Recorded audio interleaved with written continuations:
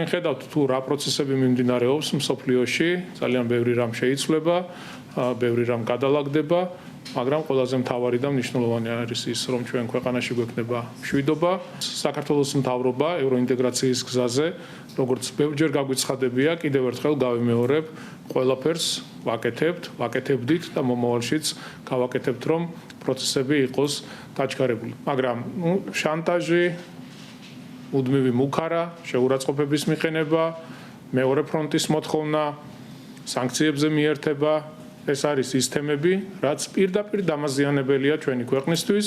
ჩვენ არავითარ შემთხვევაში არ დაუშვებთ იმას, არ გავაკეთებთ ისეთ რამეს, რომელიც თავიდანვე ვიცით, რომ დამღუპველი იქნება ჩვენი ქვეყნისთვის. მხოლოდ მეგობრობა გვინდა, ჩვენ მხოლოდ პარტნიორობა გვინდა ურთიერთობების გაღრმავება, რა თქმა უნდა არ არის სასიამოვნო ის ურთიერთობები, რაც არის ახლა დასავლეთთან, რაც არის ამერიკის შეერთებულ შტატებთან, საქართველოს ხელისუფლებას არაერთხელ გაუკეთებია განმარტება იმასთან დაკავშირებით, რომ ჩვენ მზად ვართ ეს ურთიერთობები გავაჯანსაღოთ, გადაიტვირთოს არსებული ურთიერთობები რაც არის, იმიტომ რომ არავისთვის ეს არ არის მისასალმებელი და მზად ვართ ჯანსაღი ურთიერთობების. თავარია ეს უნდა იყოს ორმხრივი.